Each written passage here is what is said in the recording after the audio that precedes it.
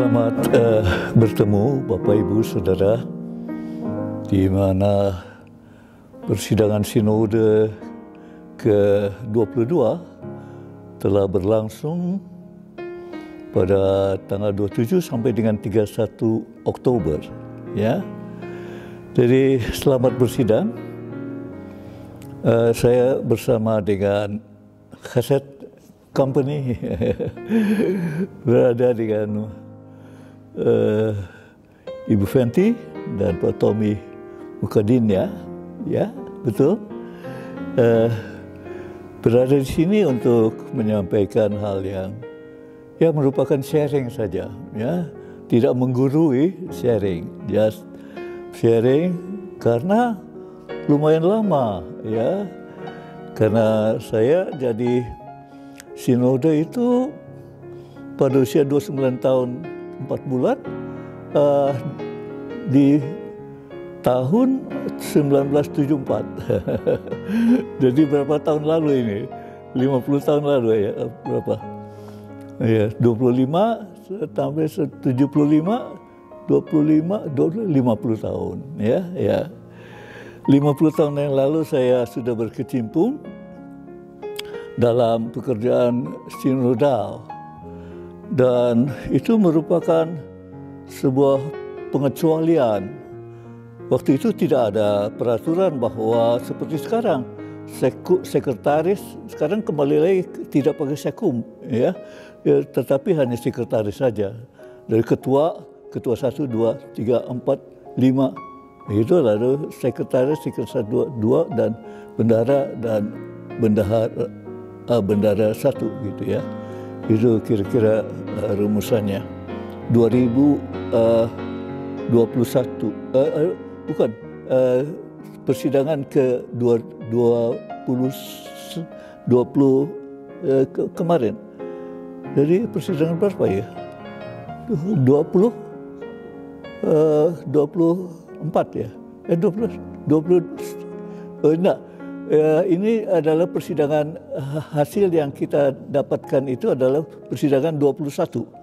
Dan 21 dipakai untuk basis dari pekerjaan hari ini. Ya, jadi belum ada tata gereja tata gereja persidangan 2022 enggak, belum ada. Adanya persidangan 21. Itu sedikit intro. Dan saya bergembira betulnya karena ada upaya yang luar biasa. Jadi pada waktu kami di sinode, persidangan sinode atau kemudian dari sinode ke-11, maka ada perelevansian tata gereja GPB, ya. Dan itu dimulai betulnya sudah tahun itu sudah ada PPTGO, ya. Ya, ada perelevansian peraturan tata gereja dan ordinansi. Pada waktu itu masih pakai ordinansi. Jadi waktu itu 78 ada tata dasar, ada PP1 peraturan pokok, ya, tentang jemaat, pokok 2 tentang sinode, dan peraturan pokok 3 tentang persidangan tentang 3 tentang majelis sinode, ya. Dan kemudian baru tentang peraturan pokok 4 tentang pendeta dan kepegawaian. Itu paling penting.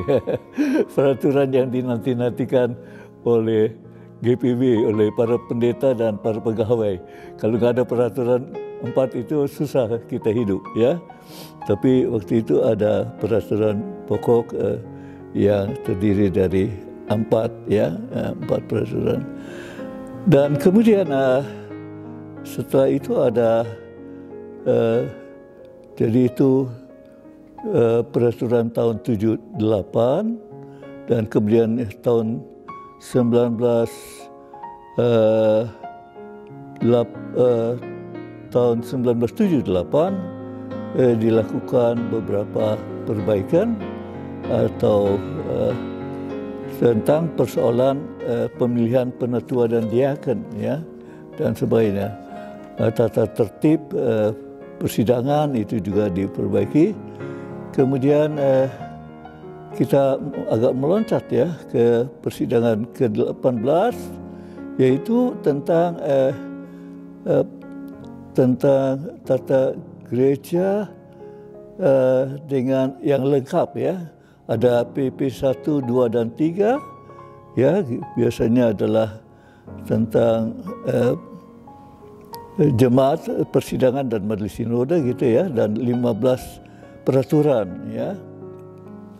Pada persidangan 19 kemudian dilakukan di situ ada pemahaman iman GPB lahir, ya, dan kita bersyukur untuk itu, dan untuk menjawab atau untuk menjiwai PPKUPK, ya, pokok-pokok kebijakan umum panggilan dan pengutusan gereja, ya, dan perangkat teologi gereja, ya, dan itu satu langkah yang luar biasa majunya, dan kita membuat KUPPG itu untuk 20 tahunan. Nah, jadi ini akan ganti, ya, tahun ini PKUPPG-nya ganti untuk 2025 ke 20 tahun. Sudah kita senyanda ada di situ. Nah, itu adalah perjalanan kita dengan PKUPPG, dan arah pelayanan ditetapkan.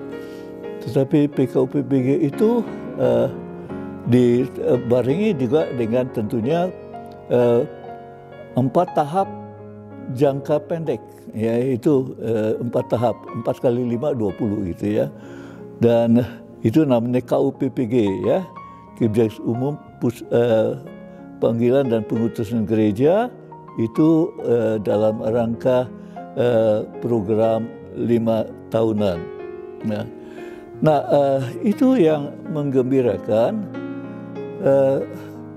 bahwa di sini sudah ada, ya, catatan tentang multikulturalisme, ya. Dari GPB tidak ada sendiri dengan suku-suku Manado, Ambon, Timor gitu, ya, dan sebagainya. Tidak, dia berada di tengah dunia dengan multikultural.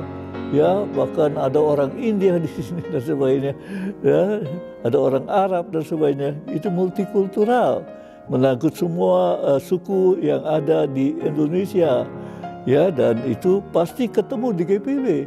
Dan GPB kan Pulau Jawa, jadi orang dari pulau-pulau pasti datang ke Jawa dan sebagainya. Nah, itu multikulturalisme. Dan kemudian ada Bahtera. Nah, ini Bahtera, ya. Dulu tahun 2014 saya penatua Dr. S.W. Lonto. Dia selalu berkata pada saya, iya Hal, sekarang iya harus jadi ketua umum. Saya bilang, enggak bisa, itu ada pendeta Dr. Oli Wubungan, dia bilang. Enggak, peraturannya kan harus 2 masa jabatan baru boleh jadi ketua majelis sinode, ketua umum. Nah, udah deh, saya bilang, di persidangan ini saya cabut deh 2 peraturan itu untuk saya. Jadi Oli bisa masuk jadi ketua umum. Karena waktu kami tahun 2008 itu kami cari dokter teologi. Sampai ke gereja-gereja Batak kami cari, bisa ditransfer nggak satu dokter untuk jadi ketua umum dan sebagainya. Sekarang ada dokter sendiri, lah ngapain saya menghalangi dia gitu. Jadi itulah maka pendeta Dr. O.E.C.H. Hubungan menjadi ketua umum Majelis Sinode di tahun 1990 sampai 1995. 95 saya selesai. Beliau teruskan 1 term lagi. Saya selesai sebagai ketua 2 kali masa jabatan berturut-turut. Nah, Bapak Ibu sekalian, itu rumusan sistematika dari Bahtera ini adalah secara eklesial merupakan masa daripada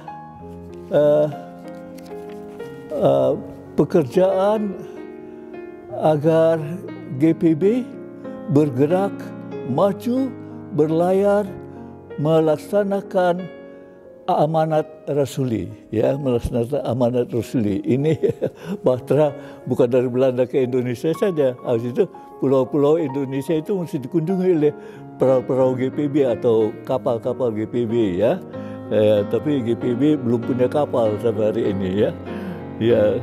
Nah, ini harusnya ada, paling tidak ada kapal kesehatan. Paling laku itu kalau ada kapal kesehatan, maka ketua bidang kesehatan itu ya ketua berapa ya, ketua satu atau ketua berapa, itu bisa melaksanakan misinya, ya, bisa sampai ke Batam dan sebagainya. Itu diperlukan di pulau-pulau. Jadi kreatiflah dari persidangan sinode yang ke-22 ini. Pikirkanlah bentuk-bentuk pelayanan baru yang menjangkau mereka yang ada di pesisir sana, yang ada di pulau ujung sana dan sebagainya. Mereka itu nggak punya kapal pelni saja yang datang, kapal di sini, lalu kapal berlayar lagi, lalu baru balik ke sana. Dia bawa bahan makanan untuk mereka. Begitulah urusannya, ya. Jadi menarik sekali ada dua hal itu, dan GPB itu menjadi sebuah jemaat misioner. Jemaat misioner. Itulah sebabnya waktu itu kami ingin mengokupasi Institut Injil Indonesia itu menjadi sekolah penginjil GPB. Itu masalah, itu amanatnya, ya. Tapi ya ada trouble begitu. Akhirnya Dr. Octavianus tidak jadi dipendetakan. Ya putuslah hubungan, ya. Tetapi saya pikir kalau hanya putus hubungan dengan GPB, kan masih ada anak-anak, masih ada yang tingkat 3 dan 4 dari I3 Batu. Mereka maunya ditiadakan, maunya tidak diterima karena bukan dari Duta Wacana, bukan dari Jakarta, bukan dari Makassar, gitu kan. Lalu saya bilang, itu bagaimana? Mereka itu anak penatua kita, saya bilang. Diutus dari pelosok-pelosok itu. Karena apa salah bersekolah di I3 Batu? Waktu itu rekomendasi diberikan, saya bilang. Nah juga ada yang sekolah di Saat, sekolahnya Stephen Tong, Seminari Alkitab Asia Tenggara. Ada keluar pendeta Willy Mengko di sana dan Marcis. Saya bilang, apa mereka dibiarkan, nggak diterima karena nggak ada kerjasama? Ya enggak, saya bilang, mereka diterima semuanya, ya. Nah hubungan dengan DPP kita cari modusnya, dan kemudian kita membagi tanah Trunojoyo 1 menjadi 2, ya, depannya GPB, belakangnya karena mereka udah bangun bangunan mereka yang penting-penting di belakang, maka mereka dapat bagian belakang, ya. Dr. Octavianus bilang, gimana tuh? Kita nggak punya jalan. Saya gampang Pak, saya bikinin jalan di samping gedung kita, nanti ada jalan langsung ke belakang. Jadi nggak usah lewat depan. Saya bilang gitu. Kita harus punya akal, ya. Jangan lihat begini nggak mau, jangan marah dulu, ya. Tuhan selalu memberikan kita akal, ya. Dan Missio Dei terkenal. Nah itu jemaat misioner. Dan dengan demikian calon-calon fungsionaris GPB harus membaca semuanya. Dan tentang jemaat misioner itu lengkap di sini, ya. Lengkap semua. Misioner PKO, PPG dan sebagainya semua ada di sini, ya. Sekarang GPB belum punya buku tata gereja, buku sejarah gereja, ya. Saya amat sayangkan sebab buku ini kan dari tahun berapa, ya, udah lama juga, ya. Tetapi kemudian saya katakan waktu sinode di Bogor itu yang COVID mulai, ya, rasanya waktu itu, maka itu ditawarkan atau kami atau Pak Wairata dengan pendeta Walu itu diikuti persidangan sinode itu oleh mereka. Tapi sebelumnya itu saya udah wanti-wanti sinode, saya bilang jangan taruh Pak Ongerwalu dengan Pak Sami Kaihatu di satu kamar. Saya bilang, saya kayak nabi ya. Dan di satu kamar. Betul, itu kan COVID. Kemudian mereka, Tuhan panggil salah satu sebab itu adalah COVID. Karena mereka berada di satu ruang selama 6 atau 7 hari, intens. Waktu itu saya sudah bilang, jangan satukan mereka. Berikan mereka satu kamar. Karena mereka itu satu ketua sinode, satu penulis sejarah bersama dengan saya. Ya. Dan itu, ya Pak Ongerwalu telah pergi, Pak Sami kemudian telah pergi. Ya. Jadi siapakah dosen eklesiologi harus diadakan oleh GPB itu di STT Jakarta dan sebagainya. Dan juga di STT lain ya. Nah dari sana Bapak Ibu sekalian, gereja berada karena karunia atau karya misi Allah di dunia dan hadir bersekutu di dalam di dalam karya Allah. Bukan karya manusia, di dalam karya Allah kita bersekutu ya, itu penting. Dan karya keselamatannya dari Tuhan, bukan karya keselamatan kita ya, atas dunia. Dan gereja adalah sebagai bahtera, dan gereja itu yang misioner, dari gereja misioner pergi berlayar dengan moto dari GPB dan Lukas 13 ayat 29, orang-orang akan datang dari timur dan barat, dari utara dan selatan untuk duduk dalam perjamuan di kerajaan Allah. Ya, itu perjamuan. Kemudian perjamuan ini kemudian diterangkan ya. Perjamuan itu bukan sekadar perjamuan kudus gitu, tapi perjamuan yang berbagi kasih dan segala karunia Allah kepada dunia. Dan itu jadi dilakukan digambarkan sebagai perjamuan besar ya, perjamuan bukan hanya makan minum roti dan anggur, tetapi seluruh ya yang indah dan diberikan oleh Allah dan dunia kita share dari meja perjamuan kerajaan Allah kepada dunia, bukan hanya pada gereja ya. Perjamuan adalah metafora keselamatan yang hendak menunjukkan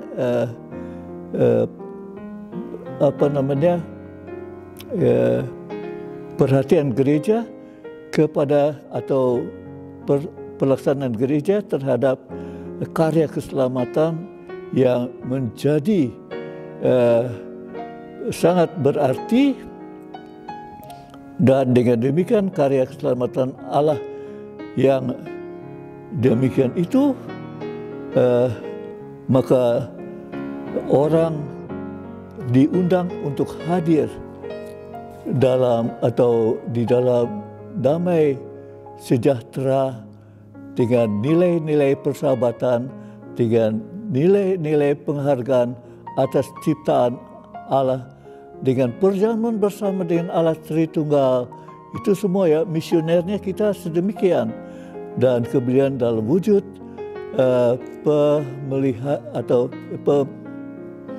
pemeliharaan dari Allah dan pemenuhan dari karya Allah ya. Dan ini adalah akibat dari eklesiologi perjamuan. Kita punya eklesiologi perjamuan. Jadi kita lebih hebat dari gereja-gereja lain. Gereja-gereja lain hanya datang tapi enggak bawa meja. Kita bawa meja tapi bukan roti dan anggur saja. Segala sesuatu kita berbagi dalam persahabatan, kedamaian dan sebagainya. Apalagi Indonesia sedang poranda seperti ini kan.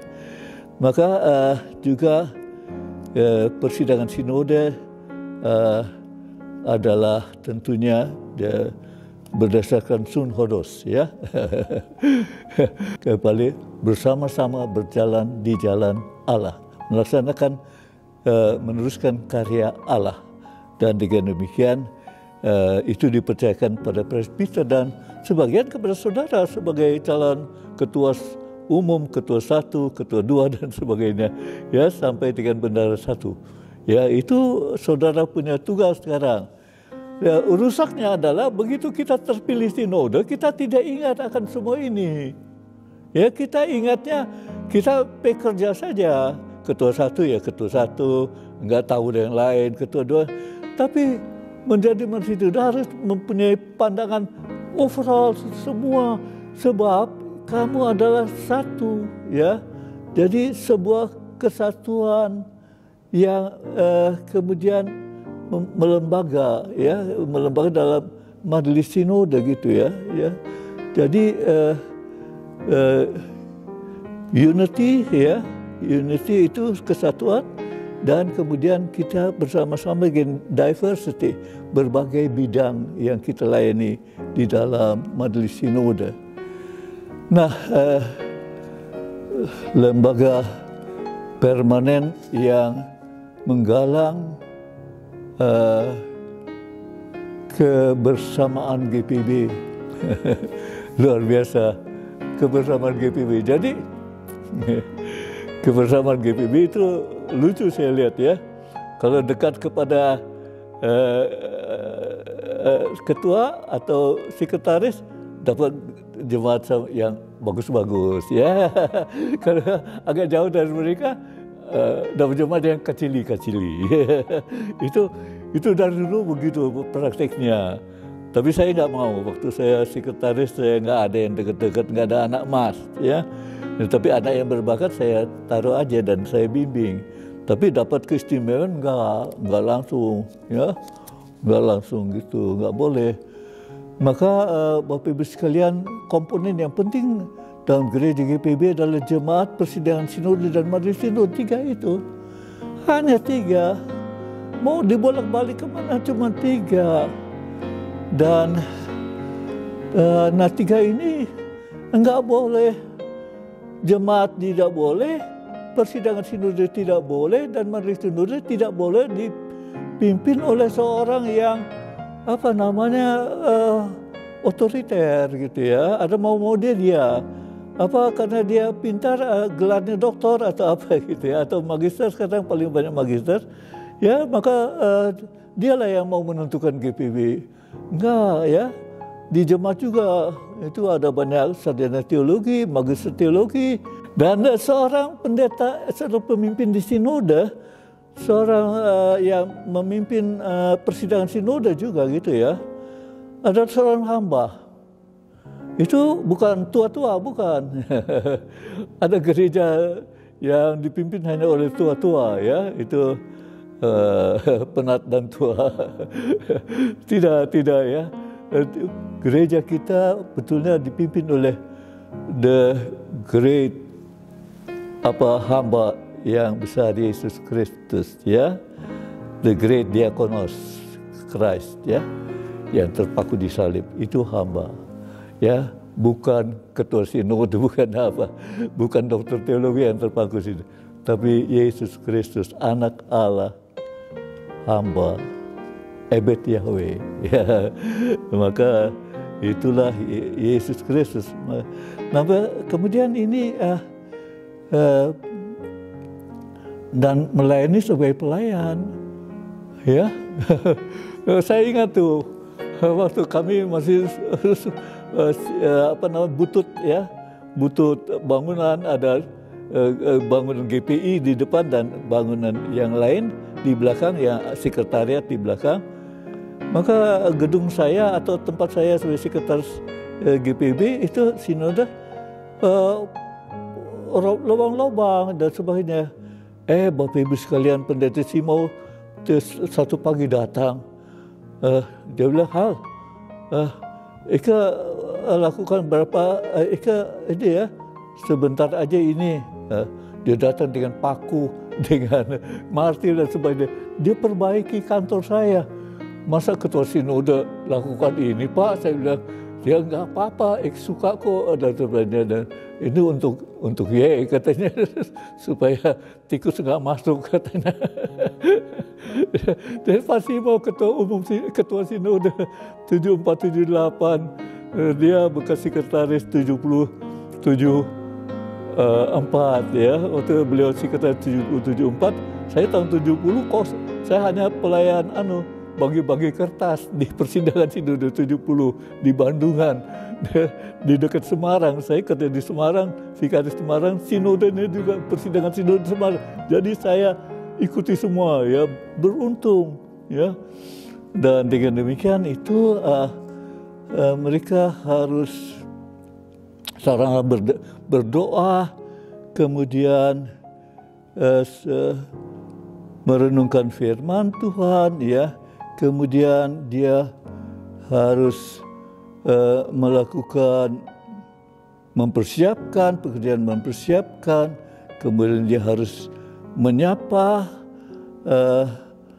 umatnya ya, dan kemudian dia harus juga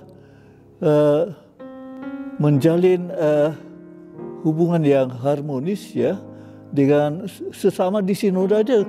Itu seorang pelayan itu harus melakukannya ya, dan dengan demikian menghasilkan satu persekutuan yang harmonis, yang damai sejahtera.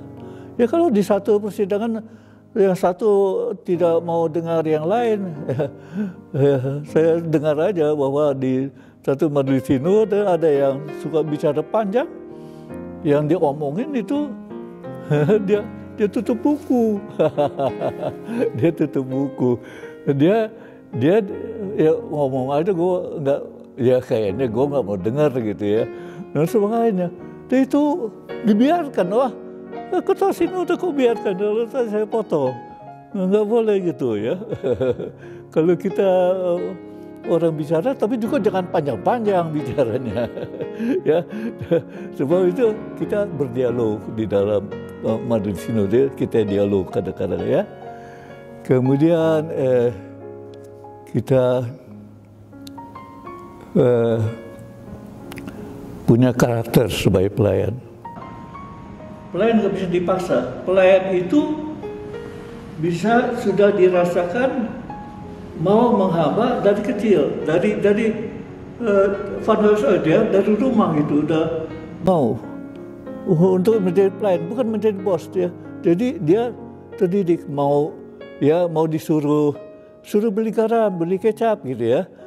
Kita pergi, kita nggak ngedumel sama orang tua kita. Jadi kita sudah melakukan pekerjaan pelayanan. Angkat sampah ini, kelapa ini taruh di sana. Kita melakukan pekerjaan pelayanan. Dan kalau kita udah biasa di order itu namanya pelayan. Tapi karakter seorang hamba, tapi hamba yang berintegritas, hamba yang mempunyai intelektualitas, hamba yang juga tidak melaksanakan apa yang dilarang dan sebagainya. Hamba yang hanya takut pada Tuhan, ya.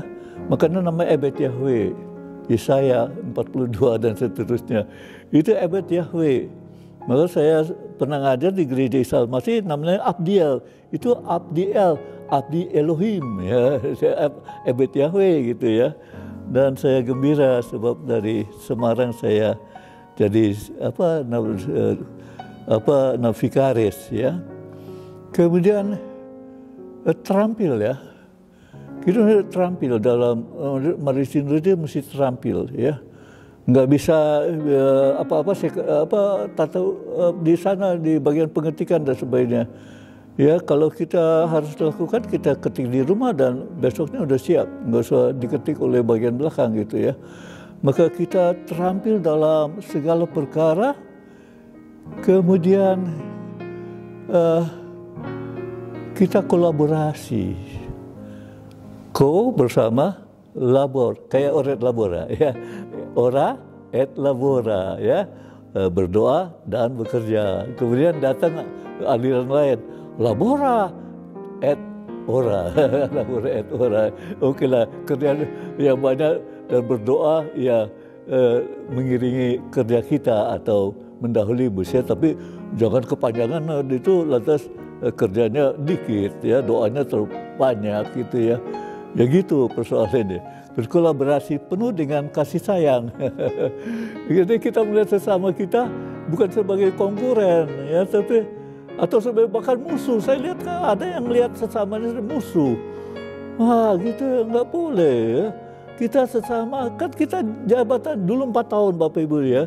Selama 82, 86, 90 itu sampai 4 tahun. Dari 90, 95 itu 5 tahun ya. Ikut 5 tahun pelita, 5 tahun ikut. Jadi kita nyontek-nyontek dari negara. Ya. Dan penuh dengan kasih sayang itu penting ya. Jadi kalau mau sidang kita salaman. Kemarin tersalah kita pengana, kita salah atau dan sebagainya. Itu kebiasaan yang bagus dan kemudian kita melakukan wawasannya ke depan. Jangan kalau orang sinode itu jangan lihat dekat gini, nggak boleh. Lihat jauh, ke depan, lihat jauh ke depan. Apa yang akan terjadi? Indonesia tahun 2045, Indonesia emas atau Indonesia perak? Kalau banyak korupsi, Indonesia emas, perak, tembaga. Jadi awal-awal saja. Nah, itu harus kita punya visi yang jauh ke depan. Dan itu indah sekali ya, berwawasan ke depan. Kemudian kita juga sambil ketua 1, 2, 3, sekretaris 1, 2, sekretaris 1, 2 dan kemudian benar 1 itu kita bersama-sama memikirkan pengembangan sistem. Ya, sistemnya kita perbaiki sambil jalan ya. Enggak usah tunggu persidangan, kita sambil jalan sehingga sidang sinode sidang sinode itu yang harian ya. Itu kalau persidangan 5 tahun, kalau tahunan bisa sidang tahunan, kalau majelis sinode sidang namanya sidang sinode gitu ya. Nah itu bisa kita melakukan perbaikan-perbaikan sambil jalan pada sistem. Pada GPIB juga gitu, kita lakukan perbaikan ya, peraturan ini coba kita perbaiki ber 1, 2, 3, 4 dan seterusnya. Kita lakukan perbaikan sambil jalan, bisa, boleh itu ya. Bukan mati pada persidangan tahun 2021 begitu mati di situ. Enggak ya, kita bisa melakukan pengembangan berdasarkan yang 21 itu ya. Dengan demikian ya jadi bagus. Demikian mempunyai otoritas moral. Jadi jangan tersalah ya hubungan dengan wanita-wanita di GPIB ya, entah sesama penatua, diaken gitu ya. Banyak yang cantik-cantik dan sebagainya, atau yang nyong-nyong itu ganteng-ganteng juga ya dan sebagainya. Tapi salah tuh jalan ya, jangan ya. Jadi kita tetap harus punya yang disebutkan otoritas moral.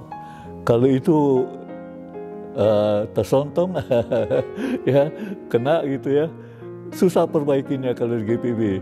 Coba kalau kita bikin salah di Jakarta, ini jam 6, jam 9 kabarnya di Makassar sudah terdengar ya, karena ada orang bangun telepon. Itu pendeta begini ya gitu ya dan sebagainya. Maka itu terus mudah. Tapi yang paling penting Bapak Ibu sekalian adalah takut akan Tuhan. Takut akan Tuhan, takut akan Allah. Kenapa takut Allah? Karena ya istri aja kita tidak takut kadang-kadang ya. Padahal istrinya cukup bosi umpamanya ya. Tapi kita takutnya di rumah aja, di luar rumah nggak takut ya. Ya. Nah, tapi sebetulnya takut akan istri juga bisa, baik juga menurut saya. Karena dengan demikian kita dengar apa yang dia mau sampaikan ya. Jadi kita takut akan hal yang dia sampaikan pada kita, jangan kita langgar itu ya. Dan dalam pelbagai hubungan perempuan laki dan sebagainya, organisasi jabatan dan sebagainya, jangan itu dilakukan ya. Takut. Kedua, takut gunakan uang. GPIB itu penting ya. Saya dengar pernah satu KMJ marah waktu bendahara yang minta pertanggungjawab dari dari perjalanan dinas. Dia bilang, udah sudah kasih kita, kenapa tanggung jawab lagi. Ya, kalau saya nggak usah gitu marah ya, bilang saja apa yang dilakukan gitu dan sebagainya, nggak usah tersinggung. Tapi kalau ada kelebihan yang tidak bisa dipertanggungjawabkan, oke Jo, ambil tuh kelebihan pengeluaran dari saya, dari kita gaji potong aja gitu ya. Itu selalu ada jalan damai sejahtera. Nggak mati GPB, nggak akan mati karena uang. Tetapi menggunakan uang harus sesuai ya. Jadi kalau kita dikasih kepeng untuk jalan sekian, ya kita pada kepeng itu. Jangan, kalau mau lebih mesti ada kepeng sendiri ya, dan sebagainya. Dan kemudian itu ya, saya lihat itu persoalan dokumen keuangan gereja ya. Dokumen yang kita terima dari pihak ketiga atau pihak lain ya, itu dan sebagainya, itu harus dokumen yang sah ya, bukan dokumen yang tidak sah. Kalau tidak sah, kita minta mereka bikin sah, baru kita terima. Karena kalau enggak, nanti di bagian badan pemeriksa perbendaharaan gereja ditanya, ini kwitansi apa ini? Ditanyain gitu ya. Nah, sinode nggak boleh gelagapan dia menghadapi gituan ya. Jadi mesti mendapatkan dokumen sah dan sebagainya. Nah, kemudian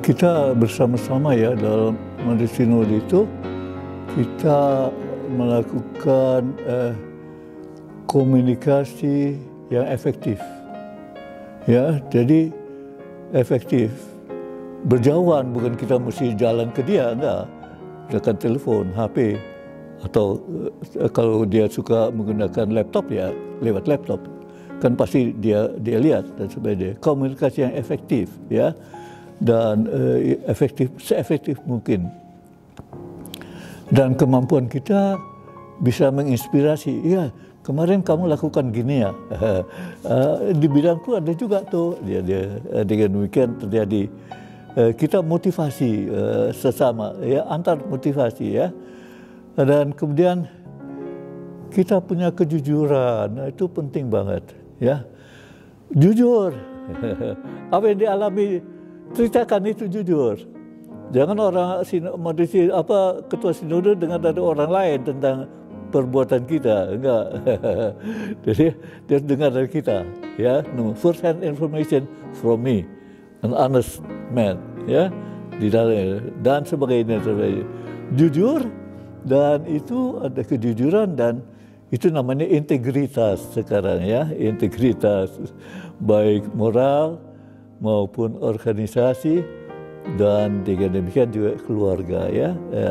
Itu integritas namanya, nama yang bagus sekarang. Dan kita mempunyai kemampuan menyambut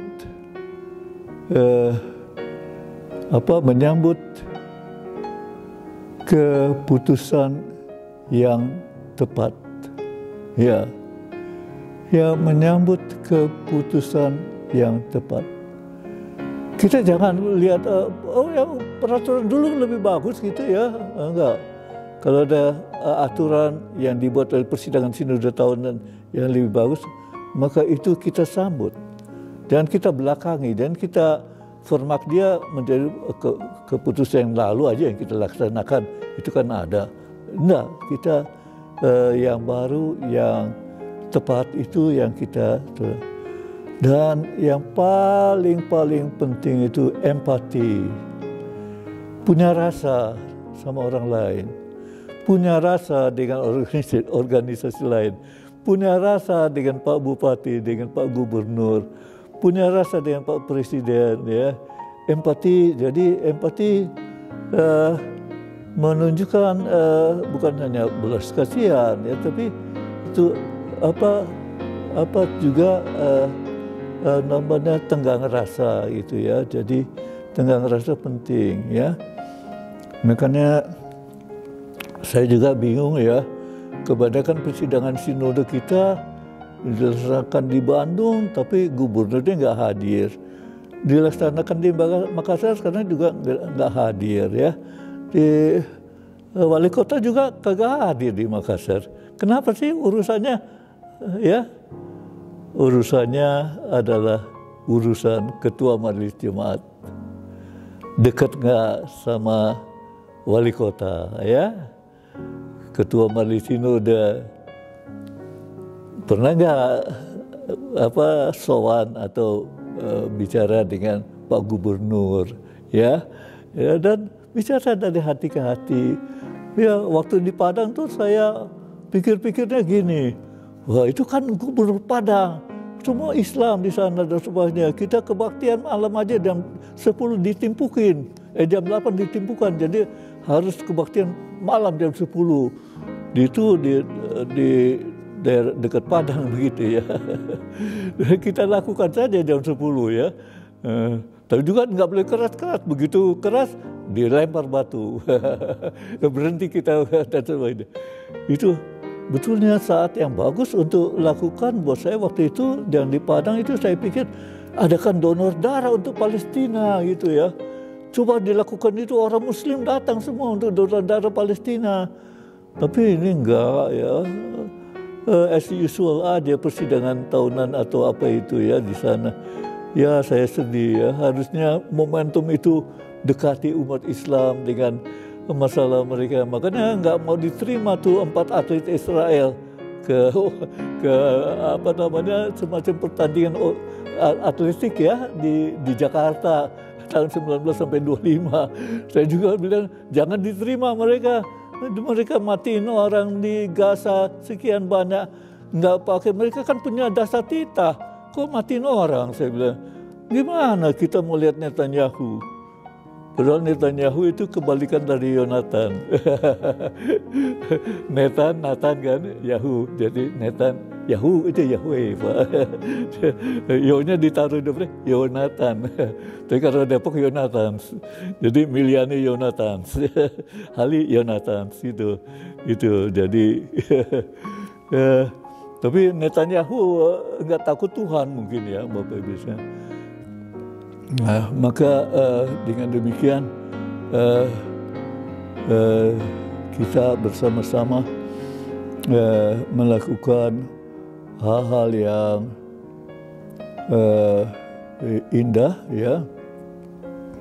Tidak boleh melakukan kekerasan ya. Antar anggota sinode itu nggak boleh ada kekerasan, atau keras ngomongnya aja juga jangan ya. Itu hati punya rasa, ngomongnya lembut tapi keras isinya rasa juga dia ya. Jadi jangan tipu-tipu orang sana, tapi jauhi kekerasan tapi lemah lembut. Itu diminta dari anggota sinode ya, lemah lembut lah ya. Apa repotnya berkata selamat pagi, selamat siang. Kalau dia tidak mau nyaut, kita tepuk selamat siang Bapak gitu ya. Pasti dia tengok kita, marahnya hilang dia dan sebagainya. Maka dan kemudian juga lemah lembut,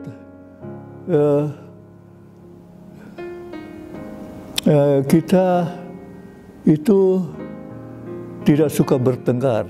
Udah tahu ya, udah bisa tahu itu. Nggak suka bertengkar ya. Dan bukan hamba uang kita di sana ya. Tindakan membimbing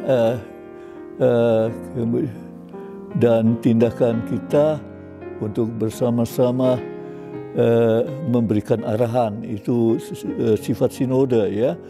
Dan kemudian berlaku sebagai pemimpin, bukan sebagai orang yang bisa dipimpin oleh oleh mupa atau apa, enggak, oleh kita dipimpin oleh Tuhan ya.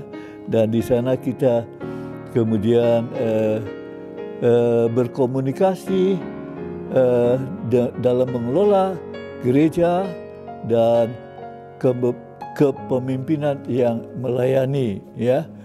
Jadi kepemimpinan itu tadi hamba Tuhan, ya, berbelas kasih, hamba Tuhan, pemimpin yang melayani, dan kemudian kita menjadi pelayan. Kadang-kadang kita melayani, tapi habis melayani jadi bos lagi. Nggak boleh. Kita habis jadi kita memimpin persidangan sinoda atau rapat sinode tahunan dan sebagainya. Habis itu turun dari itu kita jadi pelayan, ya.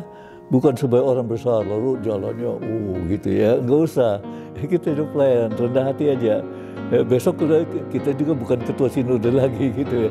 Besok kita suganti dan sebagainya. Jadi kita kalau pelayan kita aman. Mau kapan kayak diganti, mau apa kayak kita sosial, ya. Sebab jati diri saya bukan pemimpin otoriter, bukan pemimpin mahkuasa, pemimpin yang dapat melakukan mendikte sinode dan sebagainya. Tidak. Jadi kita pemimpin pelayan, ya. Kalau pelayan dia melakukan kerja yang ditugaskan oleh Tuhannya dan pasti disenangi oleh para anggota sinode lain yang lewat pekerjaan Tuhan itu mereka menitipkan hal-hal yang diharuskan untuk kita. Kemudian kita mempunyai juga tugas healing, menyembuhkan, ya, tugas healing. Tugas menyembuhkan. Kadang-kadang ada pendeta yang sakit hati, ya sembuhkan, ya. Bertengkar dengan pendeta lain, ya, karena ini dan itu dan sebagainya, ya sembuhkan pertengkaran itu, ya, dan jadikan mereka berbaik kembali. Berbagai masalah timbul, ya, dalam jemaat, ya. Meskipun pendeta itu pintar, kalau dia baku tak senang dengan orang lain, dia bisa sembunyikan. Dan itu dosa juga, ya. Jangan pelihara tuh enggak senang. Datang pada Tuhan sama istri kita berdoa. Ya, istri saya sudah enggak ada, jadi saya harus berdoa sendiri. Nah, kemudian kita menyatu dalam kesatuan yang sudah ada, yang sudah terbina, ya, sudah terbina. Kita menyatu dalam perjuangan orang lain juga, ya. Jadi kita rasa-rasa kalau kunjungi jemaat ini, kalau kunjungi jemaat itu, kalau kita terima di sini dan lain, ya kita menyatu dengan perjuangan mereka, ya. Tujuan YPPI dengan kita kan beda ya Pak, katanya gitu, ya. Ya saya bilang, ya karena nggak tahu aja, ya. Latar belakang kita justru mau mempersatukan, ya. Mau menjadikan YPI Batu itu menjadi sekolah GPIB, dengan demikian kan kolaborasi dengan YPPI gitu. Maunya gitu, tapi ya udah ramai duluan, akhirnya yang diamankan tuh para pendeta tingkat 3 dan 4 aman jadi pendeta GPIB, ya semua, ya itu gembira sekali, ya. Dan kemudian itu di Malang itu ada pusat pembinaan anggota gereja. Wah, itu semua dari dunia itu datang ke PPAG dan saya juga kebagian di sana. Saya ikut dengan mereka, ada dari Ceylon, dari Sri Lanka, ada sebagainya. Oh, akrab sekali, dan kemudian kita belajar bersama, dan kemudian dia tanya, what are you talking in Indonesia, katanya. Do it in English so I can understand, katanya. I don't know, talk bad about you. It would be nice if you talk English if I am present, katanya. Jadi kita baku baik di sana, dan hanya dia nggak ngerti bahasa Indonesia, jadi dia suka curiga kalau saya ngomong Indonesia sama rekan saya. Nah, tapi demikian indah ya, persekutuan dan pembinaan sedunia dilakukan di sana. Itu dilakukan dengan tokoh yang memimpin PPAG itu bagus sekali, dan mereka bisa dilihat kepemimpinan mereka dari PPAG itu. Kemudian kita itulah yang juga membawa saya dalam persiapan menjadi pendeta di Malang, dan terus lalu menjadi sekretaris sinode tahun 74. Itu PPG pada tahun 72 saya dipendetakan, ya saya kenal PPAG dan ikut melayani. Dan jangan lupa itu ada IIP, Institut Ilmu Pemerintahan. Wah, itu dosen-dosennya killer banget dan sangat membimbing kita dalam ilmu pemerintahan. Jadi gimana dengan gubernur, dengan bupati, wali kota dan sebagainya, bagaimana membina hubungan, apa yang bisa, apa yang tidak bisa. Wah, mereka berikan pencerahan kepada kita, dan itu dilakukan pagi-pagi di hari-hari kerja ya, oleh mereka di ruang pembinaan kita, ruang pertemuan dari Gereja Malang itu ya, dan indah sekali ya, dan mereka bersemangat sekali ya. Dan dosen-dosen IIP turun, kita nggak usah ke IIP, Institut Ilmu Pemerintahan. Sekarang itu apa ya sekarang ya, di Pasar Minggu sekarang, pindahnya ke Pasar Minggu dan menjadi semacam institut pemerintahan dalam negeri gitu ya di sekarang.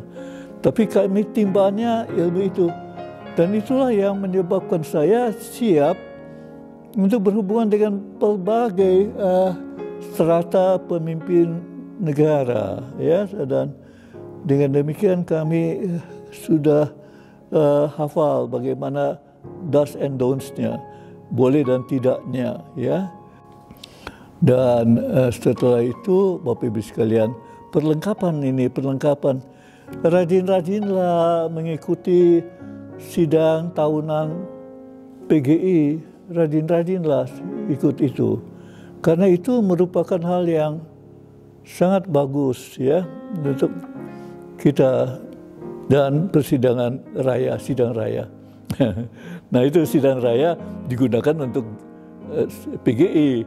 Kalau digunakan di GPB, rayanya nggak ada, rayanya GPB hanya sampai bau-bau ya, belum raya. Kalau raya Indonesia Raya, Sabang Merauke gitu ya. Tapi GPB kan nggak Sabang Merauke gitu. Rayanya persidangan sinode aja harusnya. Dan dengan demikian Bapak Ibu sekalian, kita adalah pelayan ebed, dan kemudian kita punya integritas, dan kemudian kita melakukan berjalan sebagai orang yang dapat dipercaya. Kemudian kita bersifat accountable. Accountable artinya kapan saja dan di mana saja bisa bertanggung jawab. Nggak usah tunggu aja. Tahu, begitu turun dari pesawat atau minta tanggung jawab bisa. Bisa hadir di sana dari perjalanan bisa. Nggak usah tunggu saya pulang ke rumah. Ya, bisa saya tanggung jawab. Dan accountable itu bukan hanya di bidang keuangan, tapi dalam organisasi, dalam menghandle organisasi dan sebagainya itu juga ya, itu juga menjadi masalah. Jadi accountable, makanya ada kata akuntan. Accountable itu kalau mau accountable ya di akuntan ya, diperiksa di akuntan. Selam bersih umpamanya akuntan ya, dan sebagainya. Kalau ada pencitraan keuangan ya, panggil lembaga keuangan internasional itu periksa ini siapa yang benar ini dan sebagainya, gampang ya. Dan kemudian setelah accountability, able to represent the church. Bapak Ibu sekalian, menjadi sinode di tahun-tahun ini, baru-baru ini Pak Prabowo, presiden kita, memasukkan bahasa Portugis. Lalu lebih susah lagi ya. Kita untuk persidangan sinode gitu ya, persidangan sedunia gitu ya, cukup bahasa Inggris. Tapi bahasa Inggris harus aktif, harus bisa ngomong sendiri, dan kalau kepencet, kalau keinjak kaki harus bisa teriak dalam bahasa Inggris. Please, don't please, my feet gitu ya. Ya, atau my foot gitu ya. Jadi kita harus berteriak ya. Dengan demikian penggunaan bahasa itu penting banget, dan kalau kita melaksanakannya, kita bisa sendiri mandiri dalam sidang-sidang internasional. Dan itu perlu latihan, tapi perlu keberanian. Terus saya lebih banyak berani. Kalau kurang dalam bahasa, yang lain kok suka bantu kita ya. Tetapi kalau nggak berani itu yang repot, orang nggak bisa bantu. Oleh sebab itu, mari kita memakai bahasa kedua kita, bahasa Inggris ya. Kalau bahasa kedua saya bahasa Belanda. bahasa pertama saya, bahkan bahasa Inggris itu bahasa kedua. Dan sebagainya. Nah, Bapak Ibu sekalian, dari sana saya skip aja. Tetapi ada satu hal yang sekarang dilupakan. Pembinaan Pancasila itu harus juga dihidupkan lagi. Karena apa ya, Pancasila di sinode dengan dia baku dekat dengan BP7, kantor Menteri Dalam Negeri itu ya. Itu untuk berada dalam lingkup badan pembinaan pendidikan, pelaksanaan, pedoman,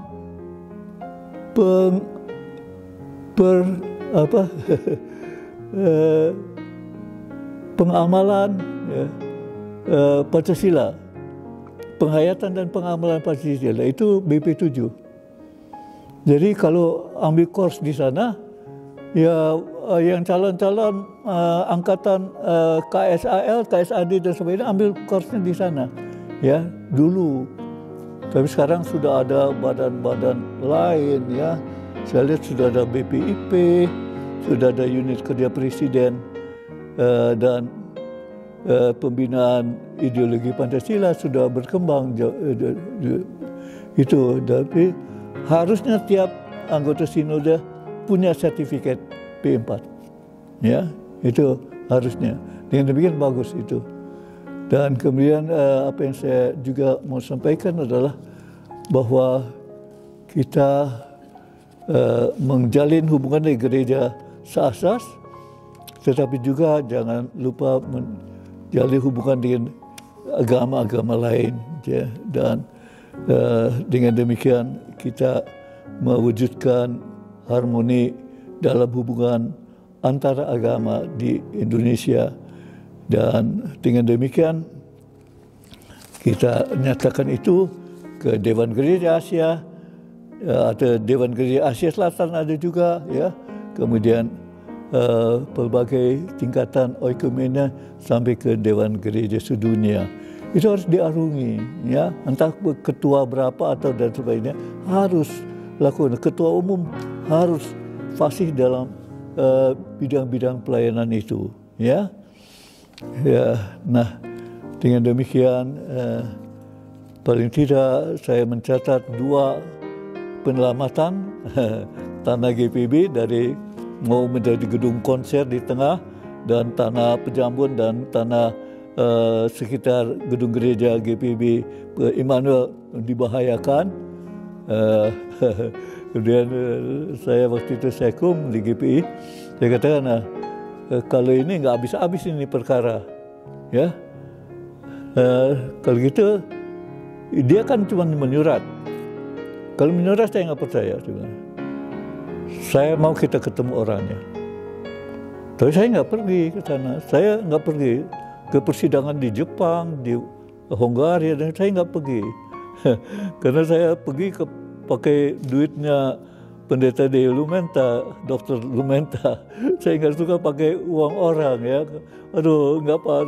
Saya jaga gawang aja. Saya persiapan yang akan pergi, saya siapkan mereka gitu ya. Udah, saya nanti dengar cerita dari ngana-ngana. Saya bilang, saya nggak usah ke Jepang. Padahal udah perlu banget ke Jepang kan, penting ya, tapi enggak saya. Nah, kemudian kita bersama-sama melakukan pelbagai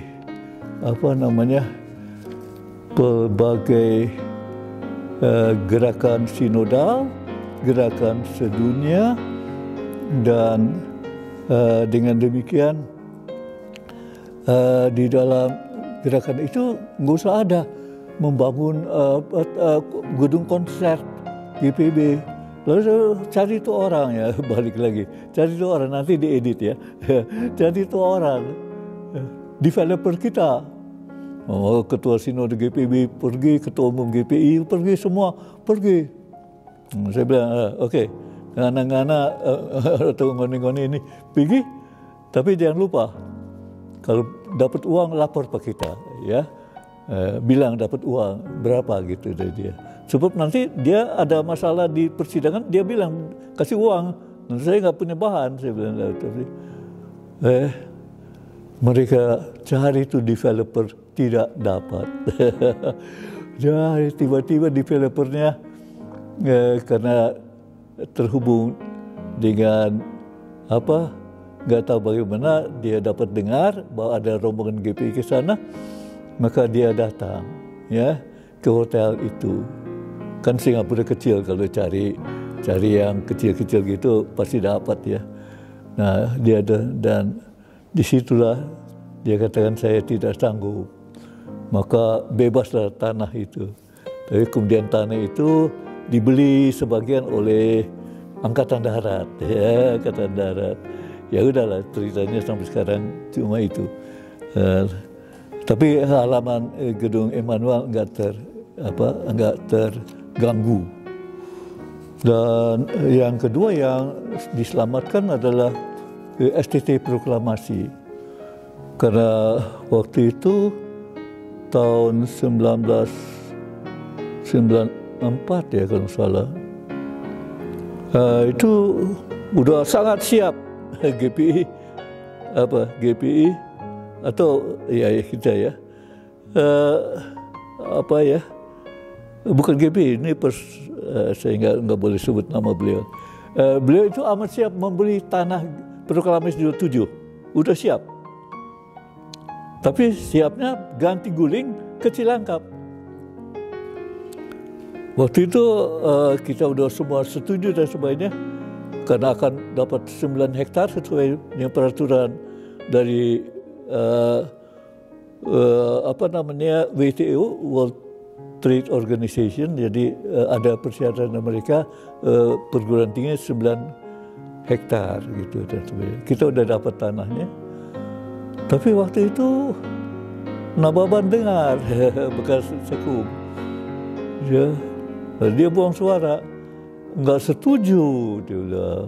Gereja-gereja non anggota tetap STT, ya, gereja-gereja yang menunjang STT itu, yang di luar beberapa gereja yang lama ya. Saya tidak setuju katanya. Supaya pergi, waktu itu sudah pergi ya, mungkin sudah pergi. Waktu itu ya, saya tidak setuju untuk pindah. Karena berpindah berarti berpindah dari lingkup istana, dia bilang. Lingkup istana bukan hanya Medan Merdeka Timur, Barat, Utara, Selatan, dia bilang. Tetapi sampai proklamasi. Dan ketika kita keluar, orang lain tempatkan kita. Dia sangat untung karena dia berada di lini 1. Dan waktu itu di Jayapura, ketua dari STT tidak mau datang. Bukan ketua STT, ketua lembaga pengurus STT tidak mau datang. Saya dengan Pak Lim Kim Yang datang, dengan pembeli itu datang dan sebagainya. Dan sampai di sana STT tidak boleh dijual. Lalu itu saya yang pimpin sidangnya di persidang raya PGI. Jadi ada satu bagian yang mengurus masalah ini. Sidang itu saya pimpin. Dan kemudian setelah sidang itu selesai, ketok saya, maka Dr. Lim Kim Yang datang kepada saya, dia bilang, Yonatan, so is it good. Yonatan, begitu itu baik, katanya ya. STT nggak pindah, ya. Dan bersyukurlah dia, ya. Terima kasih, saya bilang. Ya, saya bilang, tapi Pak Rektor harus, Pak Ketua STT harus traktir kita dong. Maka kita bertiga itu jalan, jalan di Jayapura, cari makan, ya perjamuan lah, perjamuan, makan senang, karena semua sudah terurus dengan baik. Hati-hati soal tanah GPB dan sebagainya, hati-hati. Saya mungkin ini pembicaraan terakhir saya tidak tahu kapan saya meninggal, tapi ini saya sudah 80 tahun, ya. Istri saya meninggal tahun 81, usia 81, saya nggak tahu apa saya mau ikut dia 81. Ayah saya meninggal 84, saya harus ikut 84, saya nggak tahu kapan saya Tuhan panggil. Maka di akhir cerita ini saya cuma mau sampaikan satu hal. Saya lupa seorang tua yang aktif sekali dalam bahasa Belanda, ya, dan selalu nama yang tersebut, namanya Ibu Margareta Sophie Supitwaro, ya itu pembaca Alkitab yang luar biasa, ya, dan suaranya kencang, usianya di atas 90, ya, dan sebagainya. Wah, tapi bacanya kencang, dan dia bahasa Belanda, dia penyanyi untuk Bung Karno di Padang. Kalau Bung Karno datang, penyanyi ini mesti Ibu Margareta, ya, dan sebagainya. Wah, hebat, ya. Suami beliau Kolonel Supit, ya, adalah rekan istri saya di USA. Jadi mereka kenal. Lalu waktu terjadi Ibu Supit datang, istri saya tidak kenal beliau, terkenal di suaminya kan. Istri saya menyapa, Ibu, boleh saya bantu? Karena istri, ya boleh, saya istri dari Kolonel Insinyur Supit. Hah? Itu yang kerja di kami, ya, dan sebagainya, ya. Maka terjadilah hubungan ngurus pensiun di USA. Itu hubungan. Jadi kemana-kemana kita terhubung, ya. Dan inilah cerita pengakhir dari saya, diedit dengan baik, dan katakan Shalom GPB, terima kasih.